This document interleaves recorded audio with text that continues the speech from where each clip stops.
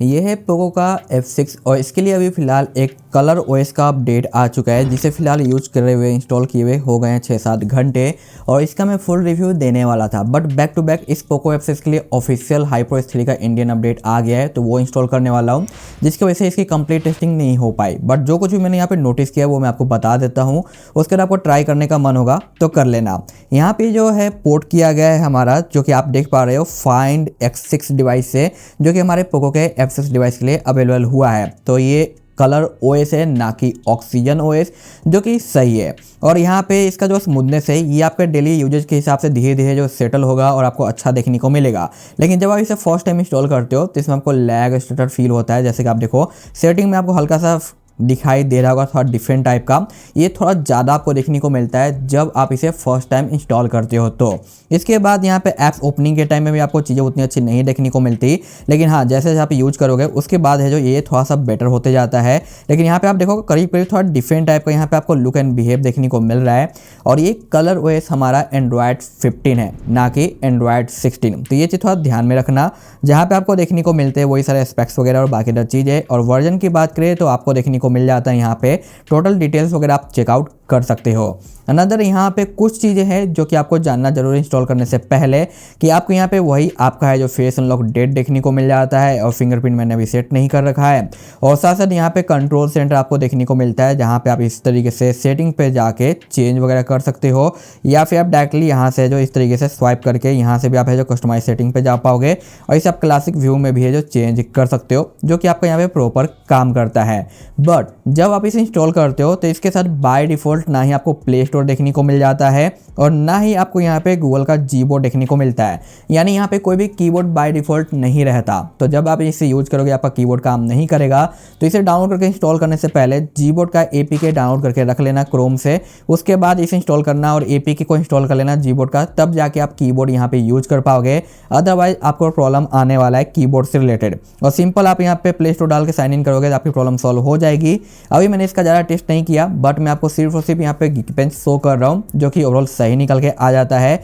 और यहाँ पे अगर प्ले इंटीग्रिटी की बात करें तो ये तो आज के टाइम में हर डिवाइस के अंदर आपको फेल देखने को मिलता है, तो इसमें क्या ही उम्मीद लगा सकते हैं। लेकिन हाँ ओवरऑल ये ठीक है, यूज करने के बाद और धीरे धीरे सेटल हो पाएगा। और ब्राइटनेस का यहाँ पे आपको बग देखने को मिलता है, यानी अगर आप ऑटो ब्राइटनेस यूज करने वाले हो तो आप काफ़ी ज़्यादा इरिटेट होगे। अदरवाइज यहाँ पे आपका है जो ठीक से ये काम करेगा मैनुअल मोड में, बट ऑटो ब्राइटनेस आपका बगी देखने को मिलता है। AOD भी आपका यहाँ पे जो बगी देखने को मिल जाता है। फाइल ट्रांसफर वगैरह आपका वर्किंग है, एप्स इंस्टॉलेशन वगैरह वर्किंग है। आपको अगर GKM यूज करना है तो आप इंस्टॉल कर लेना, क्योंकि बाय डिफॉल्ट यहाँ पे कोई भी कैमरा देखने को नहीं मिलता। अगर आपको टेस्टिंग करना है, नॉर्मल तरीके से यूज करना है, तो वो चीज़ आप यहाँ पे कर सकते हो। बट अभी डेली ड्राइवर वाला ये रोम नहीं हुआ है, थोड़ा सा और सेटल होने की ज़रूरत है। बाकी मैंने यहाँ पे BGMI भी डाला है और BGMI का जो सेटिंग है वो मैं आपको यहाँ पे शो कर देता हूँ। जैसे कि आप देख पा रहे हो तो यहाँ पे आपको बाय डिफ़ॉल्ट 120 FPS अनलॉक नहीं मिलता। तो यहाँ पे ये चीज़ आपको जो खुद से करना पड़ेगा अगर आप करना चाहते हो तो। अदरवाइज यहाँ पे चीज़ें आपको उसी तरीके से देखने को मिलती है। सेटअप करने के बाद आपको ये होम सेटअप देखने को मिलेगा, जहाँ पे 4-5 एप्लीकेशंस है और दूसरा यहाँ पे ये ऐप देखने को मिलते हैं। इससे ज़्यादा कोई भी एक्स्ट्रा एप्लीकेशन यहाँ पे इंस्टॉल्ड नहीं रहता, तो आपको अपने नीड के हिसाब से सारी चीज़ें यहाँ पे इंस्टॉल करनी पड़ेगी। बाकी अगर हम विजेट्स की बात करें तो यहाँ पे कलर ओएस वाले विजेट्स वगैरह आपको देखने को मिल जाते हैं, जो कि आप यूज कर पाओगे। सारे ऐप्स की लिस्ट भी आपको यहाँ पे देखने को मिलेगा। और ये चाइना का कलर ओएस है, तो चाइना वाले चीज़ें आपको यहाँ पे लैंग्वेज वगैरह देखने को मिलता है। वॉलपेपर की बात करें तो यहाँ पे आपको वॉलपेपर देखने को मिल जाते हैं, कुछ एक्स्ट्रा दिए गए हैं जो कि फाइंड X6 Pro वाले हैं, तो उसी के हिसाब से आपको चीज़ें देखने को मिलती है। फोल्डर आप यहाँ पे इस तरीके से छोटा बड़ा कर सकते हो, जो कि यहाँ पे आपको देखने को मिल जाता है, जो कि देखने में काफ़ी ज़्यादा सही है। लेकिन वहीं पर हम बात करें कि क्या आइकन कस्टमाइजेशन यहाँ पे आपको मिलता है या नहीं, जैसे कि हमें देखने को मिलता है ऑक्सीजन OS 16 के साथ, तो वो चीज़ें यहाँ पे आपको देखने को नहीं मिलती। वो सिर्फ और सिर्फ आपको यहाँ पे देखने को मिलता है ऑक्सीजन OS 16 के साथ ही, जबकि यहाँ पे फोल्डर कस्टमाइजेशन आपको देखने को मिल जाता है 15 के साथ भी। तो ये टोटल चीज़ें आपको देखने को मिलती है। इनिशियल जो कुछ भी था मैंने आपको बता दिया, बाकी आपको फैसला लेना है कि इसे ट्राई करना चाहते हो या नहीं। मैं इसे लॉन्ग यूज करने वाला था हर एक चीज़, बट अभी HyperOS 3 का ऑफिशियल अपडेट आ चुका है इंडिया में, जिसकी वजह से मैं इसे स्किप करने वाला हूँ।